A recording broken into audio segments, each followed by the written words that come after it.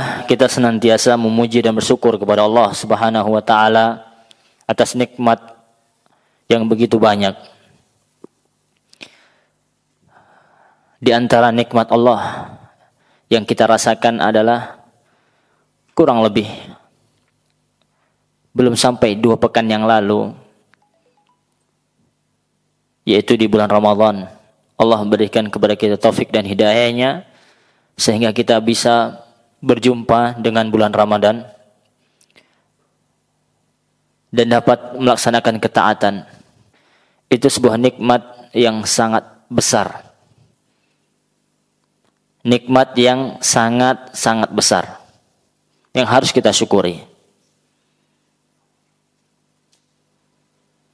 Dan kemudian hendaknya kita senantiasa memohon kepada Allah Subhanahu wa taala, meminta dan berdoa dengan mengatakan Rabbana taqabbal minna. Ya Allah, terimalah amalan kami selama bulan Ramadan. Karena ibu-ibu, para pemirsa Najih TV dimanapun antum berada, tidak ada yang dapat mengklaim bahwasanya amalan yang dia kerjakan di bulan Ramadan itu diterima. Maka oleh sebab itu, kita dianjurkan untuk memperbanyak doa dengan memohon kepada Allah, ya Allah, terimalah amalan kami. Dan dahulunya ulama salaf mengatakan mereka berdoa 6 bulan setelah Ramadan, berdoa memohon agar amalan selama bulan Ramadan diterima. Selama 6 bulan, Rabbana taqabbal minna siyamana wa qiyamana wa ruku'ana wa sujudana. Ya Allah, terimalah puasa kami, salat kami, rukuk kami, sujud kami, sedekah kami, qiraatul Quran kami. Selama 6 bulan setelah Ramadan.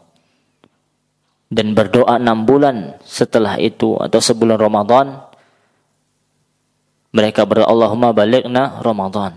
Ya Allah, sampaikan kembali aku dengan bulan Ramadan. Maka di antara tanda amalan kita itu diterima adalah dengan tetap istiqomah menjalankan amalan kebaikan setelah selesai Ramadan. Sekali lagi, di antara tanda diterimanya amalan seseorang setelah Ramadan adalah dia terus di atas kebaikan. Artinya amalan kebaikan yang dia lakukan di bulan Ramadan masih tersisa dan masih dia kerjakan.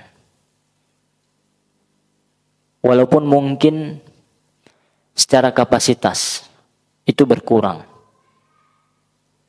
tapi amalannya sendiri tetap dia kerjakan. Salat 5 waktu. Ya, kita tahu ibu-ibu sekalian, tatkala kaum muslimin kita lihat di masjid-masjid, tatkala bulan Ramadan berbondong-bondong salat 5 waktu di masjid, ramai masjid. Apakah, pertanyaannya, apakah setelah selesai bulan Ramadan mereka tetap seperti itu? Atau sebaliknya?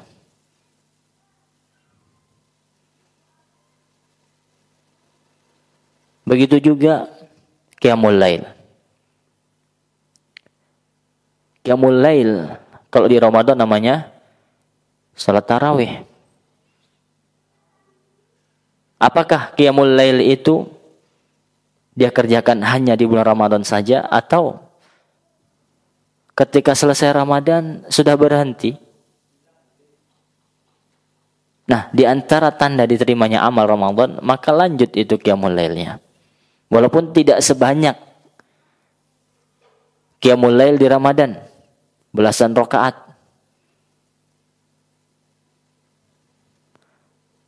Atau mungkin minimal berapa? 3 rakaat. 2 salat tahajud dia bangun di malam hari. Dia salat 2 rakaat. Niatnya salat tahajud, kemudian salam, kemudian sholat witir 1 rakaat, dah selesai. Insya Allah tidak sulit. Mungkin tidak butuh waktu lama. Paling lama berapa itu? Setengah jam ada ibu? Ibu tergantung ya. Tergantung berapa dan apa yang dia baca ketika sholatnya. Kalau dia baca Qul huwallahu ahad, paling lama 5 menit itu selesai. Tapi kalau yang dia baca misalnya juz 30 awal, An-Naba di rakaat pertama, An-Nazi'at di rakaat kedua, insya Allah itu agak lama. Dan sholat malam yang terbaik adalah yang tulul kunut, yang paling lama berdirinya. Maka tak heran Nabi SAW itu sampai bengkak kakinya. Tawarrama qadamah, sampai bengkak kedua kaki Nabi SAW. Sampai ditanya oleh istrinya, engkau melakukan ini sedangkan dosa yang telah lalu dan yang akan datang sudah diampuni oleh Allah Subhanahu wa taala. Kata Nabi SAW, afala akun abdan syakura. Ya. Sudah sepantasnya, kata Nabi SAW, aku adalah menjadi hamba yang bersyukur. Nih kita dikasih Allah rezeki yang melimpah, kesehatan, anak keturunan, rumah yang megah, kendaraan yang mewah. Apalagi yang menghalangi kita untuk bersyukur kepada Allah dalam artian menggunakan nikmat sehat, harta kita untuk beribadah, untuk penunjang ibadah kita.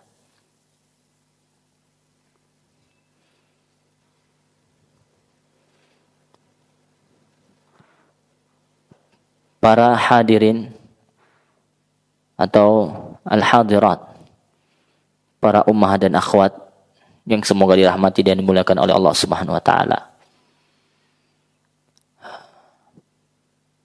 Ana ada yang lupa ana sampaikan.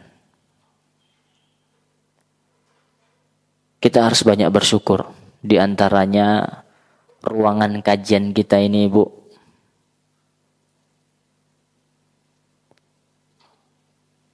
Terakhir kajian umum ini sudah seperti ini atau belum? Belum. Ingat kali ya waktu panas-panasan. Karena ini nikmat Allah datang ketika bulan Ramadan. Memanfaatkan momentum pengurus masjid. Karena kalau Ramadan itu biasanya orang yang berinfak itu lebih banyak, volumenya lebih naik. Makanya dapatlah begitu banyak nikmat Allah. Yang AC-nya, yang dulu kita masih kepanasan, sekarang kedinginan. Ya, ana lihat ada bapak-bapak kalau dulu kepanasan sampai keringatnya netes-netes, sekarang dia ke masjid pakai jaket. Pakai jaket, dia milih-milih tempat tuh. Pokoknya di antara AC itu, atau di bawah kali AC, atau di tiang itu, cari tempat yang tidak terkena hawa AC. Itu pun masih ada yang ngeluh kadang. Wah, dingin kali ini AC-nya ini katanya. Ya 1-2 orang memang kayak seperti itu, nggak bisa kena dingin. Tapi apakah karena 1-2 orang kemudian kita lepaskan AC kita pas pemanasan dan kita abaikan mayoritas? Ya tidak. Kita dibekali akal dan pikiran. Bagi yang kedinginan, ya pakai jaket. Ya pakai kaos kaki yang tebal. Ya. Atau mencari posisi-posisi yang memang tidak terjangkau oleh semburan AC yang dingin. Kalau ibu-ibu yang nggak puasa, bolehlah kajiannya sambil bawa apa? Yang hangat-hangat. Sambil dibagi-bagi, jangan diminum sendiri. Pokoknya dikondisikan, ya. Dan semakin berat ujian ketika seseorang itu beribadah, menuntut ilmu, maka semakin banyak apanya? Pahala ibu-ibu sekalian. Inna aizamal bala ma'aizamil jaza. Maaf, inna aizamil jaza ma'aizamil bala. Banyaknya pahala itu apa? Tergantung ujiannya, tergantung bebannya, tergantung kesulitannya. Semakin sulit, semakin berat beban hidupnya, kalau dia niatkan ikhlas karena Allah, maka semakin banyak pahala yang dia dapat. Semakin tinggi derajatnya di sisi Allah Subhanahu wa ta'ala. Maka keadaan muslim itu semuanya baik, kata Nabi SAW. Idza asabathu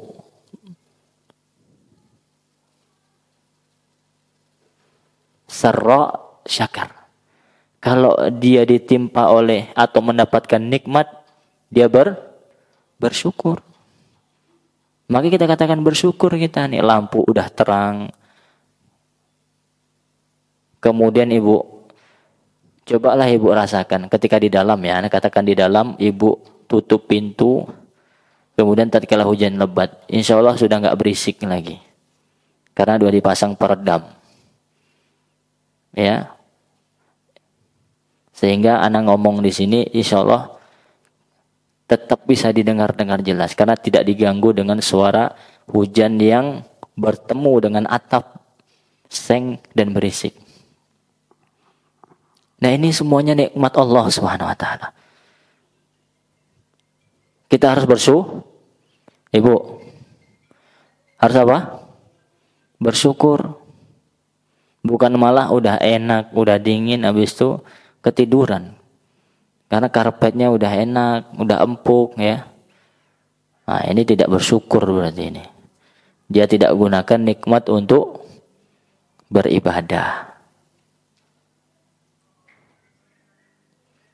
Dan ini adalah kajian perdana di Masjid Umar bin Khattab setelah libur Ramadan. Ya, di antara tanda istiqomah seseorang itu apa? Rajin menuntut ilmu, terus menggali ilmu, mengkaji ilmu, walaupun yang disampaikan juga itu-itu saja. Minimal dia diingatkan lagi. Iya apa tidak ibu nih? Bu, istiqomah itu udah berapa kali disampaikan? Banyak. Bahkan setiap hari ibu, setiap kita sholat itu meminta untuk istiqomah, ya tidak? 17 kali kita membaca dalam sholat wajib kita, ihdinas siratal mustaqim. Ya Allah, tunjukilah kami jalan yang lurus, istiqomah. Terus tunjukilah kami. Padahal kita udah Islam, bahkan udah ahlus sunnah, padahal udah salafi. Kurang apa coba? Minta terus petunjuk, nggak bosan-bosan.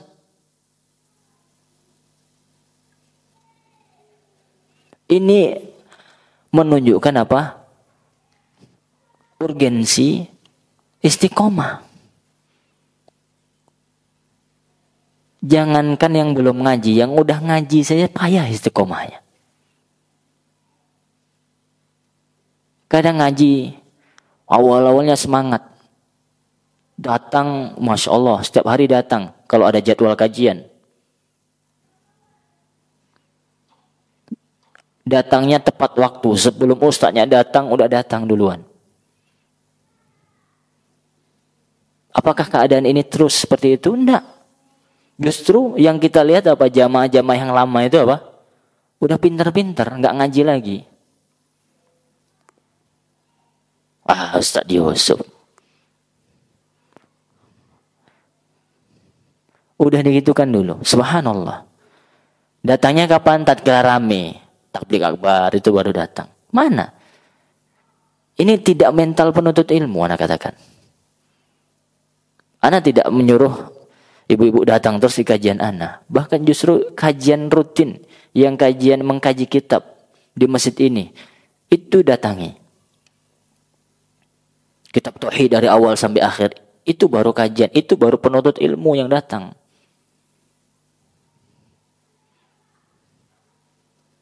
Dan ana tidak melarang orang untuk datang ke tabligh akbar, bagus untuk mengecas iman.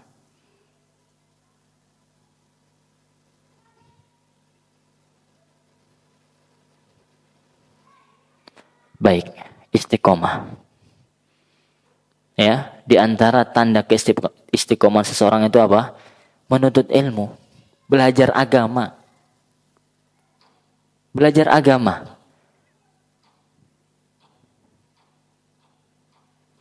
Karena bagaimanapun alasannya, kan ada TV, Zat. Ana nggak perlulah hadir, Zat. Ini alhamdulillah disiarkan di Najah TV, di Roja TV, di Surau TV, Insan TV. Banyak TV-TV sekarang online. Bu, kita ngaji udah berapa tahun sih? Kita penuntut ilmu, seharusnya apa? Tahu. Media itu hanya bagi orang-orang yang uzur. Orang-orang awam. Yang nggak mau, dia masih mikir-mikir mau ke masjid. Tapi penuntut ilmu tahu. Lagian juga kalau nonton di HP itu berapa sih tahannya? Nanti kalau lama-lama ada terpikir tuh, setan membisikkan, kuota antum habis nanti. Udah matikan aja lah, tidur aja. Udah. Paling lama 15 menit itu udah paling lama itu. Fokusnya. Setelah itu udah sambil ini sambil itu, nggak ada yang nyangkut. Tapi kalau kita hadir seperti sekarang ini, ibu-ibu bisa bawa buku, benar-benar memang niatnya mendengar. Dan syukur kalau bisa diamalkan. Baik. Terkait istiqomah. Apa itu istiqomah? Kita sering mendengar kata-kata ini. Iya tidak, Ibu? Semoga istiqomah ya. Amin, gitu kan. Masya Allah, si fulan istiqomah ya. Apa itu istiqomah? Hotel istiqomah? Atau SMA istiqomah? Apa itu istiqomah? Apa itu istiqomah, Ibu? Kok sering didengar gitu kan? Kata Al-Imam Ibnu Rajab Al-Hambali rahimahullah yang wafat pada tahun 795 Hijriah. Beliau berkata dan menjelaskan apa itu istiqomah. Ana bacakan. Kata beliau rahimahullah, istiqomah adalah meniti jalan yang lurus. Meniti jalan yang lurus.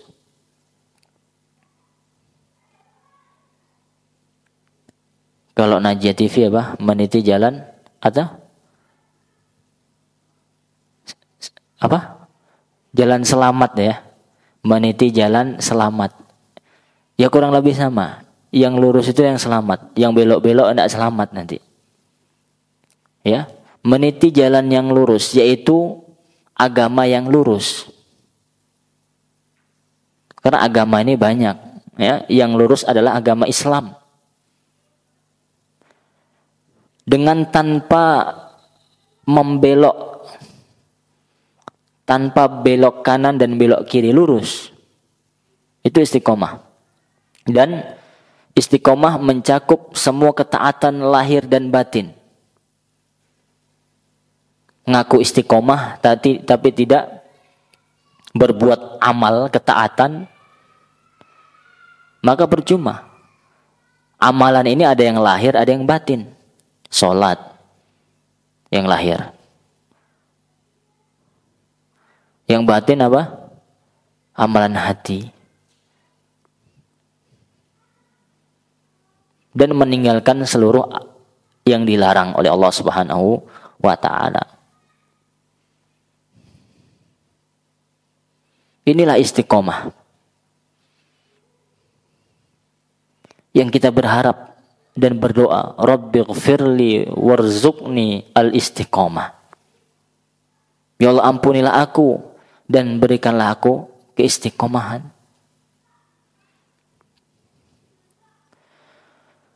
Maka di antara tanda seseorang itu istiqomah setelah datang bulan Ramadan. Ngapain ya, Bu, setelah Ramadan? Setelah Ramadan itu kan hari raya. Kembali ke fitrah katanya. Suci, nggak berdosa sama sekali. Itu yang dipahami oleh sebagian orang. Sehingga ketika hari raya ya sudah. Nggak lagi puasa, sholat juga enggak. Ya.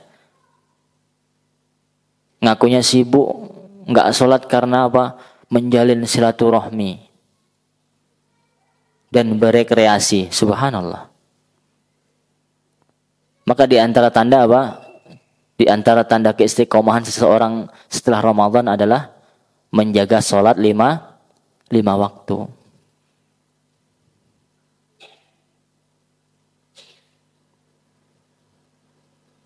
Apa hukum sholat 5 waktu, Ibu? Fardu atau wajibun? Fardu ain. Wajib bagi kita semua yang hadir di sini. Kecuali bagi perempuan yang halangan. Haid dan nifas. Adapun kalau tidak berhalangan wajib. Hatta sakit dia, sampai pun dia sakit. Selama dia masih belum mati, wajib bagi dia untuk sholat. Wajib untuk sholat. Apapun keterbatasannya. Apapun keadaannya. Seberat apapun penyakitnya dia harus sholat.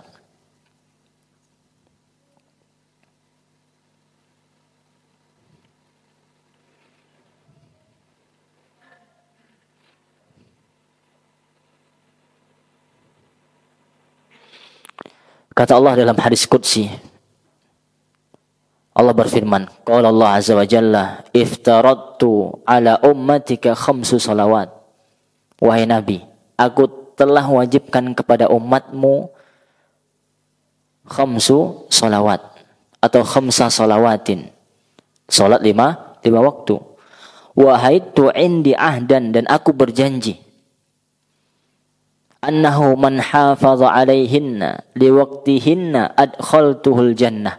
Dan aku berjanji, kata Allah. Allah berjanji barang siapa yang menjaga solat, yang mengerjakan solat dan mengerjakan pada waktunya, apa yang dia dapat? Adkhaltuhul jannah. Allah akan memasukkannya ke dalam surga. Janji Allah bagi orang yang menjaga solat.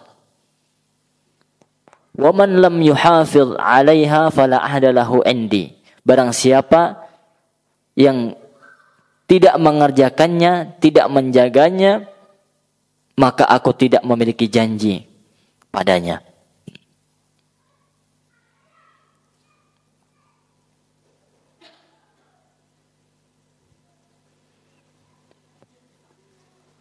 Kita lihat bagaimana salat kita setelah Ramadan. Apakah tepat waktu? Ataukah ada yang bolong-bolong? Na'udzubillah. Kadang sholat, kadang tidak. Dan ini yang kita dapati. Banyak orang yang sudah masuk Syawal, sudah hilang sholatnya.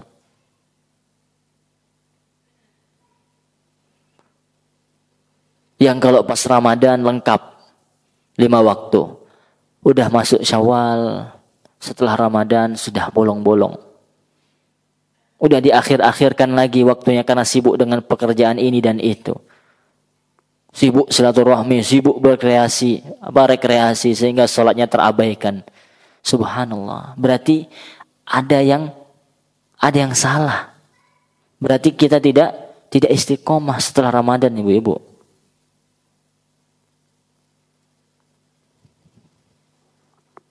Coba kita tanyakan pada diri kita, bagaimana sholat kita setelah Ramadan ini? Ini penting, menjaga sholat 5 waktu. Karena kata Nabi SAW, al-ahdu bainana wa bainahumus shalah, faman tarakaha faqad kafar. Perjanjian antara kami dengan mereka, yaitu orang-orang kafir, adalah sholat. Barang siapa yang meninggalkan sholat, faqad kafar, telah kafir. Ini jangan main-main masalah sholat. Sholat 5 waktu. Ya, jaga sholat tersebut.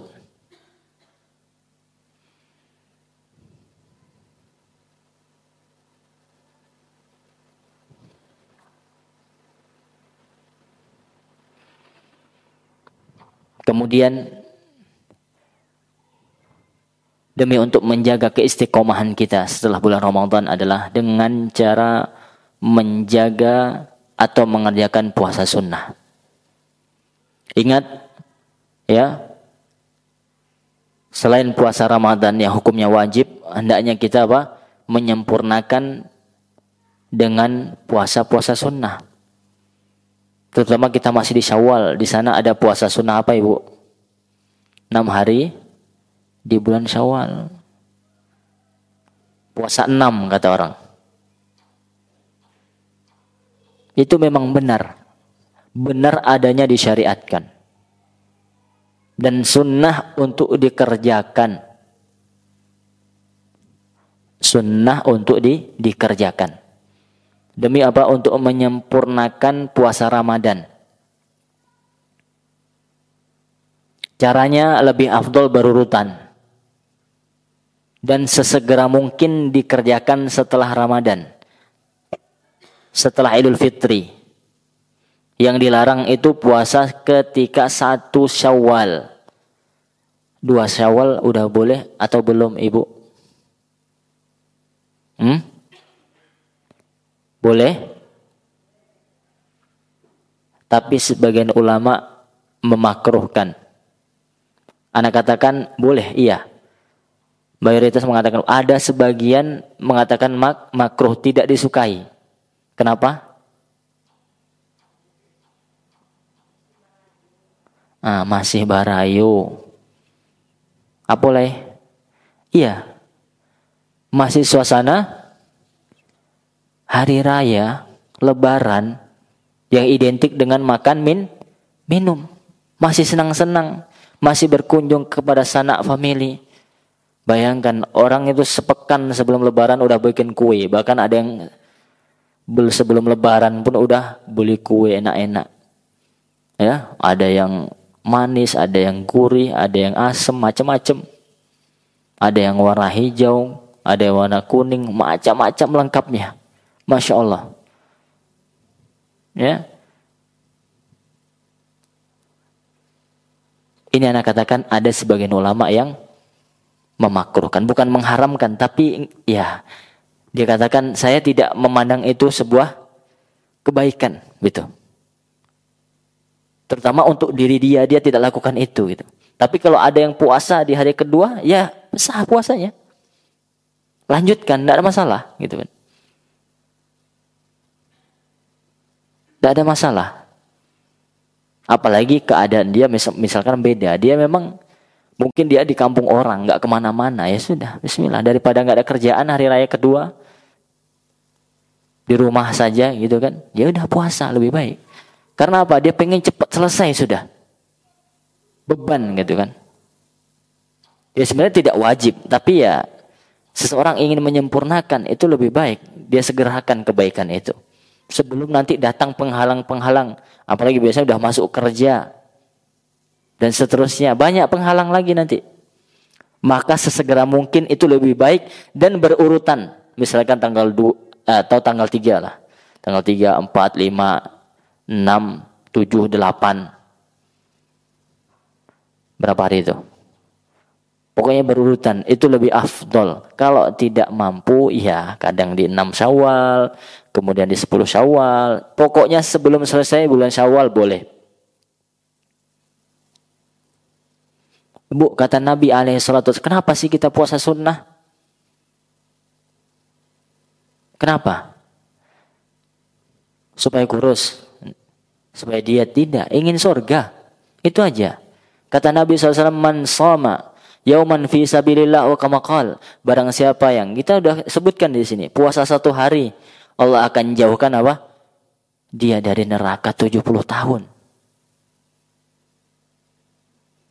Kata Nabi SAW, awala adullukum atau ala adullukum ala abwabil khairi as-sawmu junnah. Maukah kalian aku beritahu tentang pintu-pintu kebaikan, kata Nabi SAW. Apa itu? Kata Nabi, as-saumu junnah. As-saumu junnah. Puasa itu apa? Perisai. Apa itu perisai, Bu? Perisai. Tameng, apa itu namanya? Kalau di film-film atau orang-orang perang zaman dahulu itu, Bu, pakai apa? Perisai. Iya, penghalang. Atau polisi yang menghalangi apa namanya? Demonstrasi itu, mudzaharah. Itu pakai apa Pak polisinya itu? Pakai tameng, pakai perisai supaya nggak kena lemparan batu massa itu kan. Bahaya itu, pakai helm, macam-macam.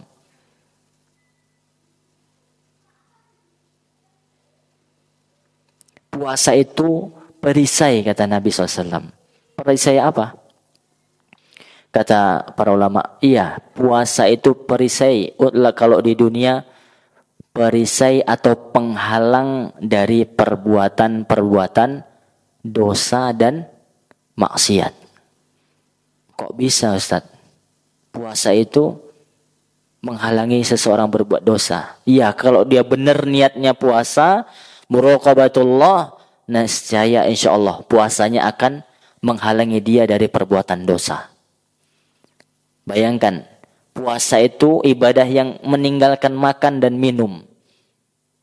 Yang padahal minuman ini misalkan di rumahnya itu gratis, halal lagi. Tapi karena dia puasa karena Allah, dia tinggalkan makan dan minum. Dia tahu Allah lihat. Sehingga dia tinggalkan itu.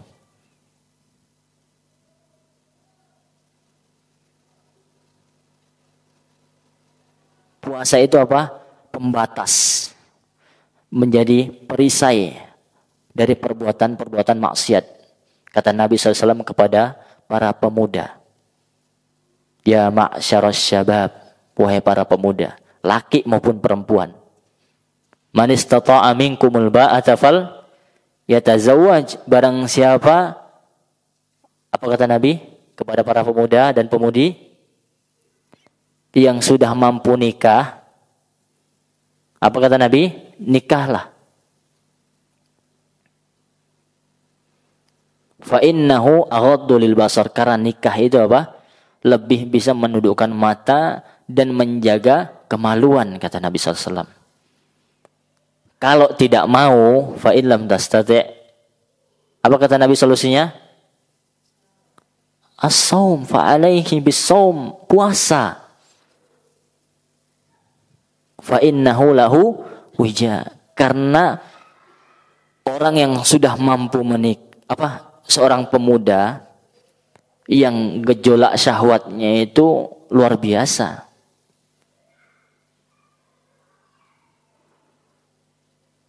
Gejolak syahwatnya besar, ya. Kalau dia kalau mampu nikah, ahsan dia nikah. Supaya menundukkan pandangan, menjaga kemaluan, supaya tidak terjerumus kepada perbuatan zina ataupun pintu-pintu zina, muqaddimah zina. Seperti apa? Ya pacaran, ya, berkenalan lawan jenis yang bukan mahram. Iya. Ya. Chattingan dengan lawan jenis yang bukan mahram, yang tidak ada kebutuhan sama sekali. Itu pintu-pintu zina, memandang lawan jenis yang bukan mahram.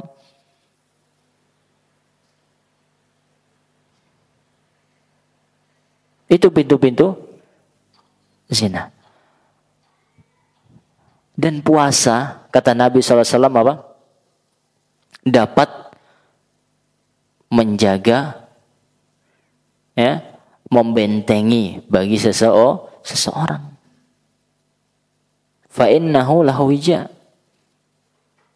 Puasa itu baginya adalah sebagai perisai dari perbuatan maksiat.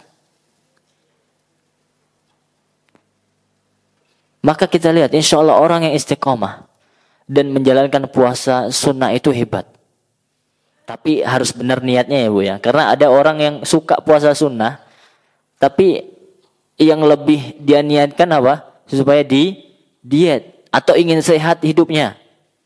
Nah itu ya segitulah dia, seberapa besar niatnya itu segitu dia dapat. Tergantung niat. Innamal a'malu bin niat. Amalan itu tergantung niatnya. Kalau dia untuk diet ya udah dia dapat dietnya. Memang benar turun berat badannya. Tapi kalau dia niatkan karena Allah, ya dapat pahala besar dia. Akan nampak ya pancaran ibadah, aura ibadah yang dia lakukan. Dia akan dijauhkan dari perbuatan-perbuatan maksiat. Dia mikir mau menggibah, anak puasa. Dia mikir tatkala memandang sesuatu yang haram, anak sedang puasa.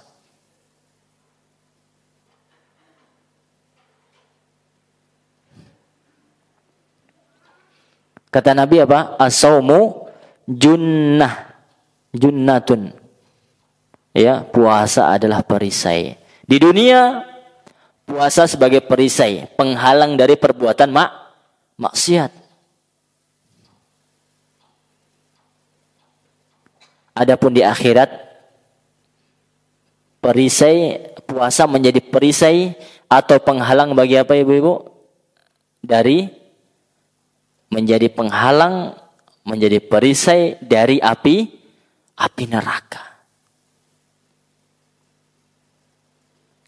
Wallahi ibu, tidak ada hal yang kita inginkan kecuali kita mati, masuk surga dan selamat dari api neraka. Bukankah itu doa yang kita baca? Rabbana atina fid dunya hasanah fil akhirati hasanah wa qina adzabannar. Ya Allah, atina, berikanlah kepada kami kehidupan dunia yang baik. Ya, murah rezeki, ilmu yang bermanfaat, anak yang soleh, bisa beribadah. Ini yang kita minta. Wa fil akhirati hasanah. Dan ketika di akhirat hasanah, yaitu surga. Wa qina adzabannar. Dan jauhkanlah kami dari azab api neraka.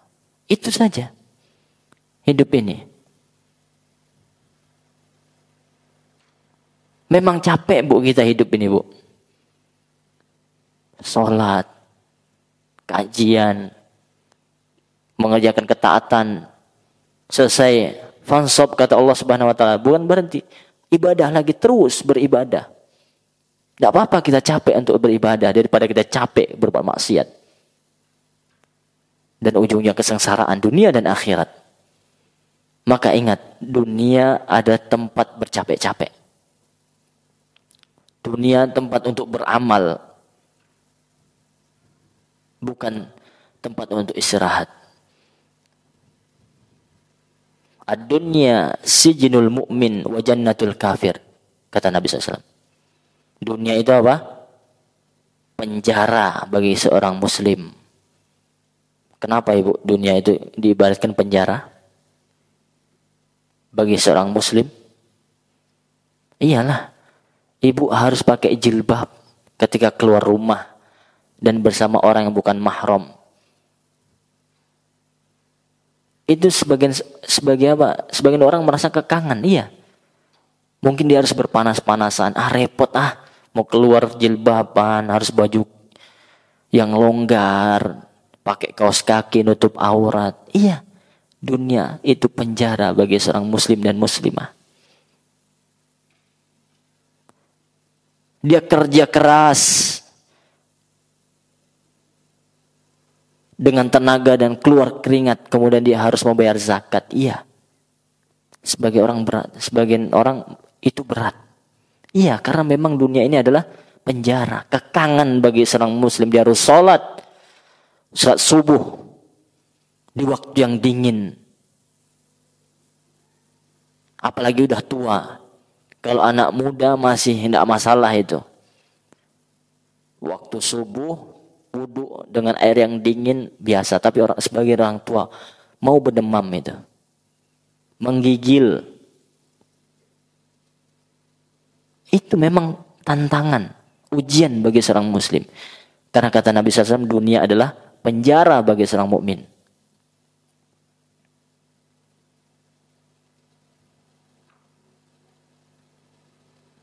Dia harus sholat subuh.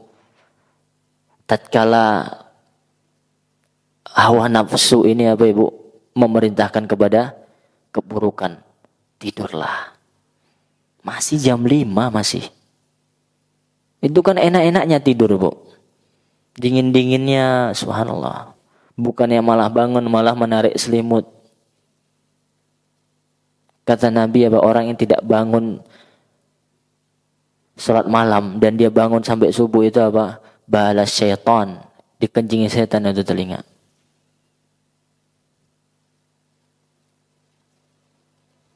Dikencingi setan. Ada orang dia bangun ya kalau mending masih subuh bangun. Ada orang yang udah terang benderang baru bangun.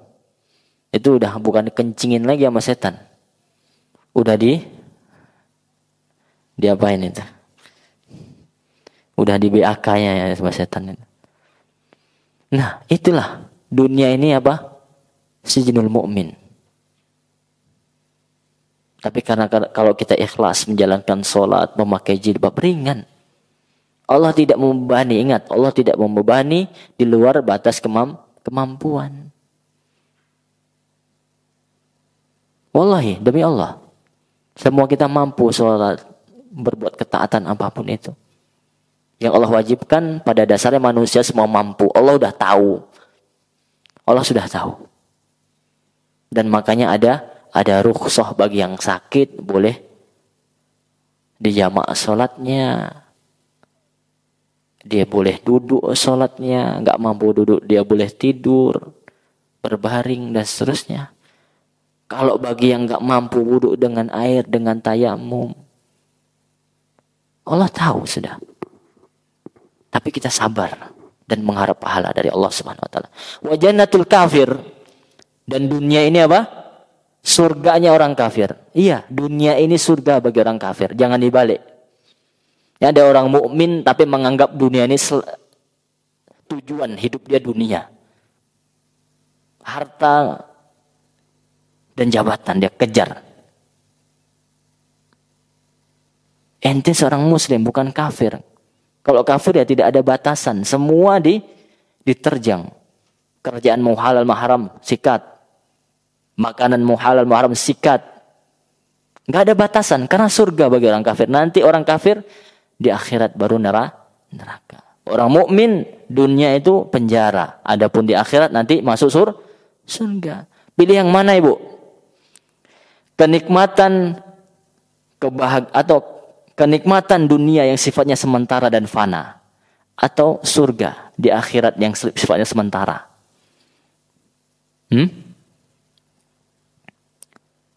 Subhanallah. Tahan kita. Paling berapa hidup kita ini? 60 tahun. Tidak apa-apa kita susah 60 tahun ini ibu. Kita sabar. Tapi kita akan bahagia selamanya masuk surga. Khalidina fiha. Enggak ada lagi kematian. Kita bahagia di surga. Apapun yang kita minta ada. Ini yang kita harapkan. Sang mukmin yang cerdas, dia memilih kampung yang kedua. Bahagia di surga daripada hanya sekedar senang-senang di dunia.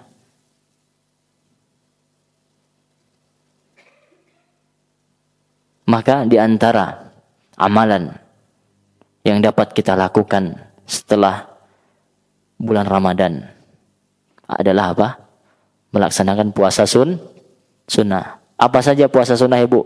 Yang pertama sudah tadi puasa 6 hari, puasa 6 kata orang sini. Ya, iya puasa 6 itu artinya puasa 6 hari di bulan Syawal. Ada pertanyaan sampai sini? Biasanya pertanyaannya seputar boleh enggak kalau belum diqadha. Biasanya wanita kan haid. Boleh enggak puasa 6 hari di bulan Syawal? Saran saya selesaikan qadhanya baru puasa Syawal. Supaya dapat apa? Pahala puasa setahun penuh. Enggak apa-apa. Artinya apa? Kalau enggak mampu dia belum diqadha kan, dia puasa Syawal, insya Allah Allah Maha pemberi rahmat, dapat pahala. Sah puasa 6-nya. Sah puasa 6, tidak perlu diulang. Paham?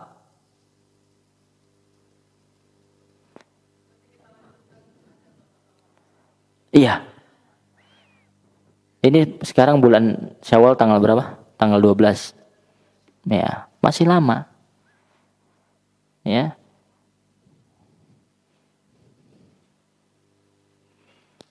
Dan boleh mau lanjut puasa Syawal, dan boleh juga nanti misalkan 3 hari baru dapat nih kan puasa Syawal. Qadanya berapa hari? Paling lama kan 7 ya. Ya. Kalau diqadha 7 berarti masih sisa sekitar 10 hari lagi bulan Syawal. Itu masih bisa. Ini puasa 6. Apalagi puasa sunnah yang dapat kita lakukan selain bulan Ramadan, yaitu puasa wajib. Ayyamul bid. 3 hari setiap bulan. Ya, sunnahnya apa? Di tanggal 12, 13, 14, 15. Dan Nabi SAW senantiasa di setiap bulannya itu ada puasa 3 hari. Itu sunnahnya 13, 14, 15. Kalau di hari-hari ini misalkan qadarullah berhalangan bagi ibu-ibu atau udzur syar'i sedang bersafar, boleh enggak kita niatkan puasa 3 tapi tidak di tanggal-tanggal itu? Boleh. Yang penting puasa 3 hari di setiap bulan Hijriyah.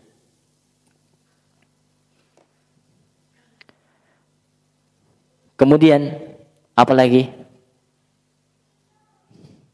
Senin Kamis, ya,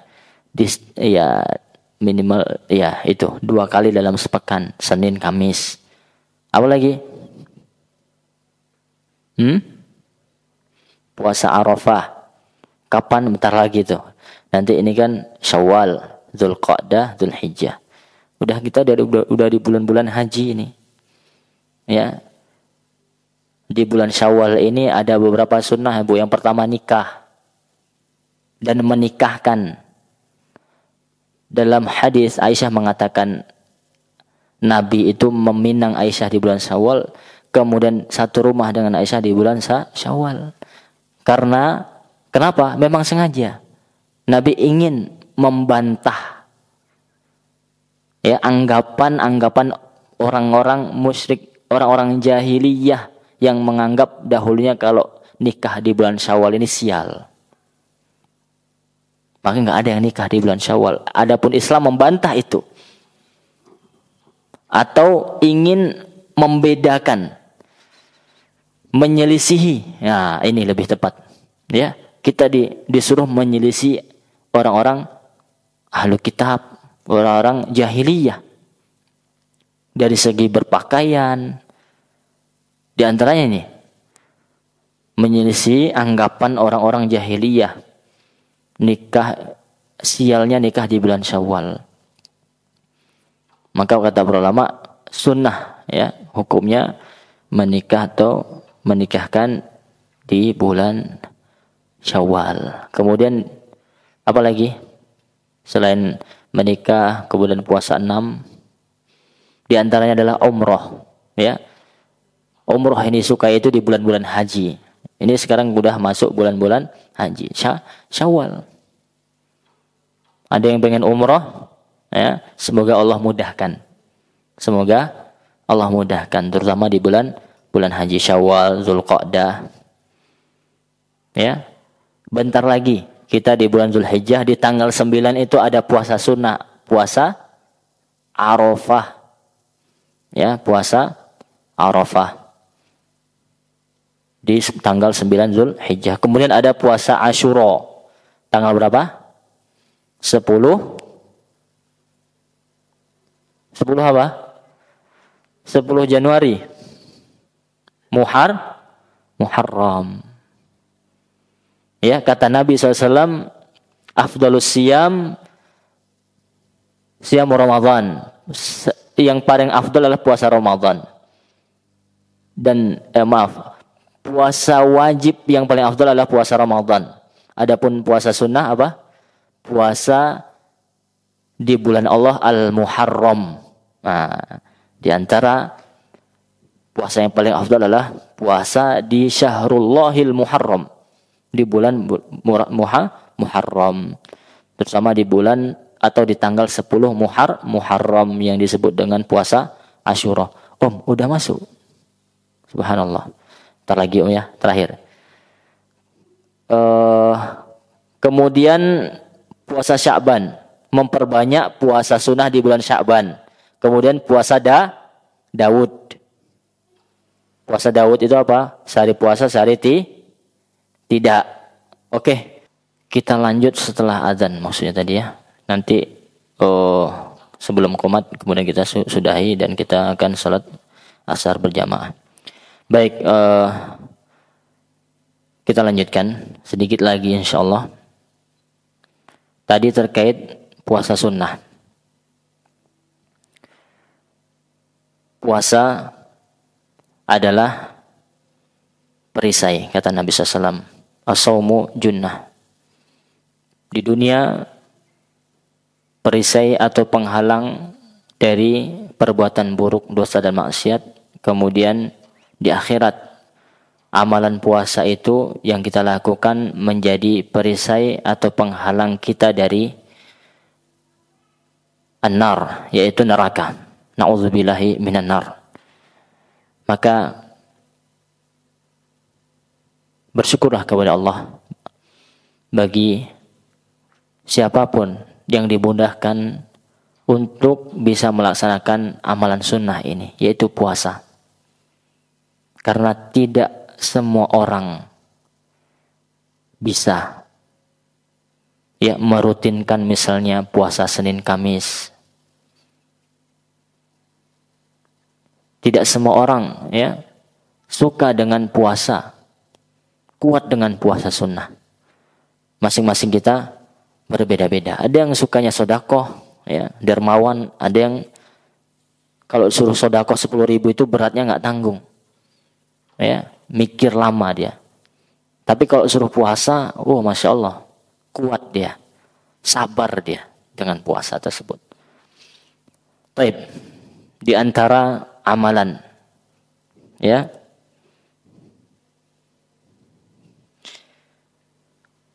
harus kita beristiqomah, yang terus kita kerjakan walaupun setelah Ramadan, yaitu menjaga qiyamul lail, menjaga salat malam. Walaupun kita katakan tadi 3 rakaat, bagi yang baru-baru mulai, usahakan melaksanakan qiyamul lail. Anak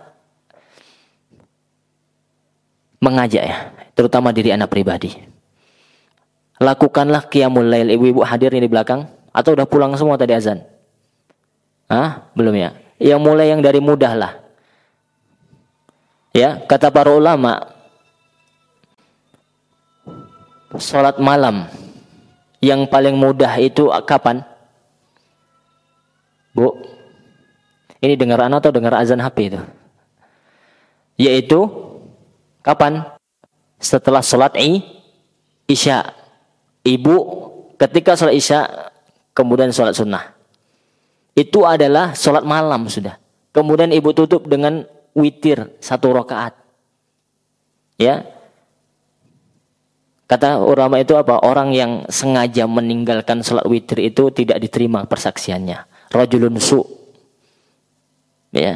Maka yang paling mudah salat witir, salat malam itu kapan? Setelah Isya. Ini yang pertama. Yang kedua kapan? Sebelum tidur. Belum tentu orang habis Isya langsung tidur. Bisa jadi dia salat Isya, kemudian dia ada kegiatan, entah membaca, entah belajar, entah ada urusan. Kemudian dia pulang ke rumah, dia gosok gigi, dia wudhu, kemudian dia mau tidur. Nah, itu yang kedua. Sebelum tidur dia sholat 2 rakaat, siap qiyamul lail, kemudian witir. Karena dia khawatir, di awal-awal dia khawatir, ingin sholat malam tapi nggak bisa bangun nanti di malam hari setelah tidur, maka dia lakukan seperti itu. Kemudian ini semakin, nanti yang terakhir yang paling afdol, waktu yang paling afdol untuk melaksanakan qiyamul lail. Yang ketiga, dia ada 4. Yang ketiga, dia tidur malam sampai sebelum subuh, sebelum azan subuh dia bangun. Misalkan azan subuh jam berapa sekarang? 5 kurang atau 5 lewat? Taruh jam 5 lah ya. Ibaratnya kalau azan jam 5, dia bangun tuh mungkin 15 menit sebelum azan. Atau bahkan 5 menit. Kalau udah mepet-mepet kali, tapi jangan mepet-mepet banget gitu. Dia bangun sebelum azan subuh, bangun, kemudian gosok gigi wudu, dia sholat malam. Itu lebih afdol dari sebelumnya. Yang sebelumnya lebih afdol dari sebelumnya. Kemudian yang paling afdol kapan? Sepertiga malam terakhir. Jam 2, jam setengah 3 dia bangun. Ya, kemudian dia qiyamul lail. Itu yang paling afdol. Bisa difahami? Jangan ditinggalkan. Jangan anggap salat malam itu hanya salat tahajud. Ya,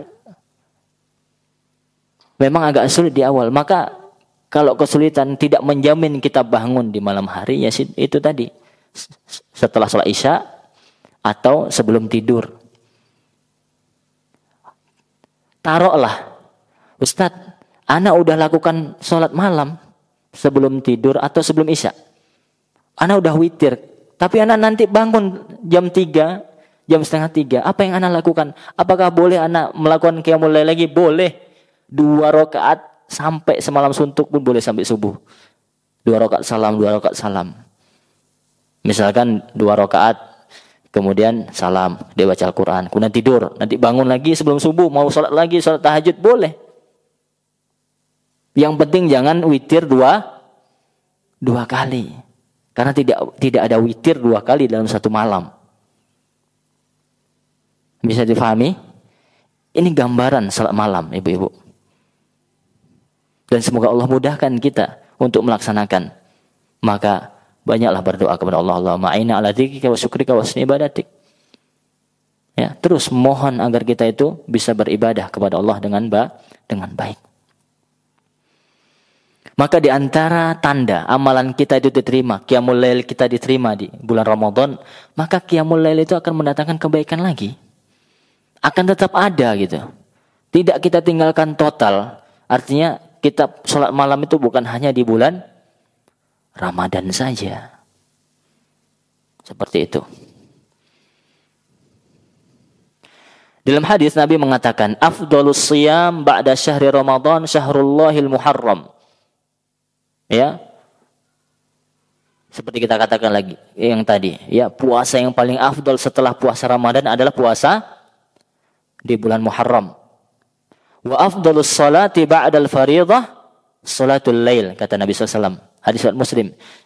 Dan sebaik-baik salat setelah salat fardu apa? Salat malam. Ya.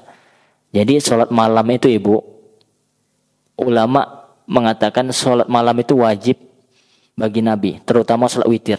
Adapun salat tahajud apakah wajib bagi Nabi? Ada yang mengatakan wajib, ada yang tidak.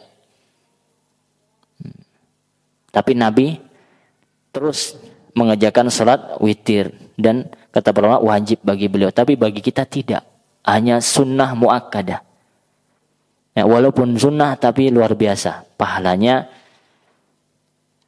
Dan seperti yang Anda katakan tadi, sebagian ulama mengatakan orang yang terus-terus meninggalkan salat malam, salat witir, itu persaksiannya tidak diterima. Subhanallah. Kemudian dalam hadis Nabi SAW mengatakan, ayuhan nas, afshus salam, wasilul arham, wat'imut ta'am, wasallu bil laili wan nasu niyam, tadkhulul jannata bisalam. Kata Nabi SAW, wahai manusia, sebarkanlah salam. Apa? Bu, kata Nabi, menyuruh kita untuk menebarkan salam. Ucapkan salam. Tebar salam. Kemudian apa?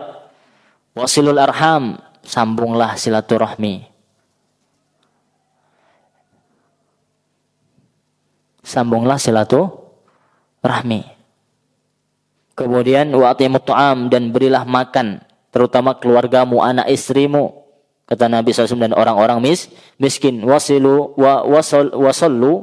dan salatlah di malam hari tatkala manusia ngapain nih, Bu? Tidur. Ini ada yang tidur. Baik. Kemudian di antara faedah salat malam adalah orang yang melakukan salat malam akan dicatat sebagai orang yang berzikir. Ya, orang yang dicatat sebagai orang yang senantiasa berzikir kepada Allah Subhanahu wa taala. Rasulullah SAW bersabda, "Idza staiqadha ar-rajulu minal laili wa ayqadha imra'atahu fa shallaya rak'ataini kutiba minaz zakirin Allah katsiran wazakirat." Apabila seorang bangun di waktu malam, kata Nabi SAW, wa ayqadha imra'atahu, dan dia membangunkan istrinya, atau istri yang bangun kemudian membangunkan suaminya. Fa shallaya rak'atain, kemudian keduanya salat 2 rakaat, salat malam. Ya, kutiba, maka Allah akan tuliskan untuk keduanya sebagai orang-orang az-zakirin, orang yang senantiasa mengingat dan berzikir kepada Allah Subhanahu wa taala. Subhanallah, begitu indahnya ya gambaran keluarga yang seperti ini. Kemudian orang yang bangun malam itu, Ibu, kemudian dia sholat, berwudu dan melaksanakan sholat malam, maka dia akan lebih semangat di pagi harinya. Karena kata Nabi SAW, setan itu ya mengikat orang yang tidur 3 ikatan. Tatkala tidur, setan itu mengikat seseorang dengan 3 ikatan. Dan setiap ikatannya, kata Nabi SAW, kata setan apa? Lailun tawil, ya, farqud, malam masih panjang, tidur, ya. Kemudian tatkala seseorang itu istiqadha fa dzakarallah in hallat uqdah, tatkala seseorang itu bangun di malam hari, maka dia otomatis kemudian dia mengingat Allah, kata Nabi SAW, mengingat Allah, dia bangun di malam hari kemudian dia mengingat Allah, mungkin membaca alhamdulillahilladzi ahyana ba'dama amatana wa ilaihin nusyur, maka lepas 1 ikatan. Fa in tawadda in halat uqdah, tatkala dia berwudu ikatan kedua lepas. Wa in shalla in halat uqdatun, dan tatkala dia salat maka lepaslah seluruh ikatannya. Fa asbaha nasyitan thayyiban nafs, maka di pagi harinya dia menjadi orang yang baik. Ya. Ada orang di pagi hari ini, Bu, cemberut, ya kan? Kayak kurang gizi. Ada. Ya, bisa jadi ini ikatannya masih ada. Bahkan mungkin seperti dalam hadis, dikencingi oleh setan. Sehingga paginya murung, cemberut, ya. Suntuk, enggak ceria. Ini ada.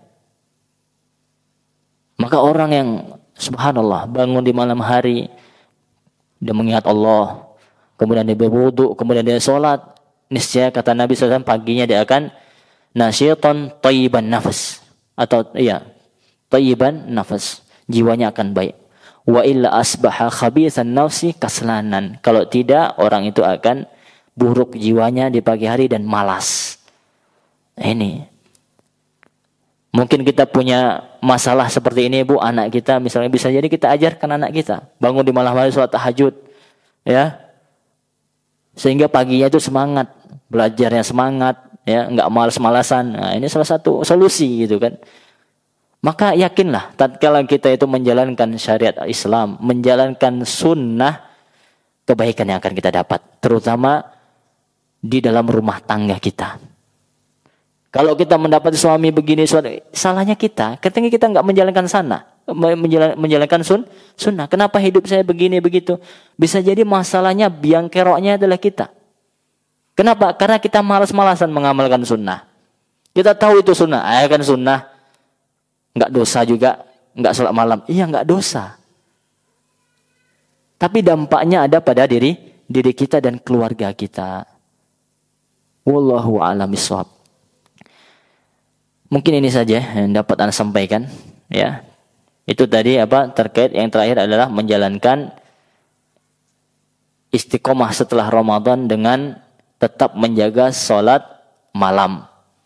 Ada berapa tadi, Bu? Yang pertama apa? Menjaga sholat fardu. Kemudian apa lagi? Puasa sunnah. Kemudian qiyamul lail. Sebenarnya masih banyak, ya. Qiraatul Quran. Baca Quran itu bukan hanya di Ramadan, Bu. Hatam Quran itu bukan hanya di Ramadan. Ya, di luar bulan Ramadan pun dianjurkan untuk memperbanyak membaca Al-Quran. Kalau bisa khatam lagi. Ya kalau misalkan 10 hari kalau di Ramadan bisa khatam. Tapi di luar Ramadan mungkin sebulan sekali. Berarti 1 hari 1 juz. Bisa kok. InsyaAllah. Ya. Wallahu ta'ala alam. Wa sallallahu ala nabiyyina Muhammadin wa ala alihi wa sahbihi wa sallam. Subhanakallahumma wa bihamdika asyhadu an la ilaha illa anta astaghfiruka wa atubu ilaik. Wassalamualaikum warahmatullahi wabarakatuh.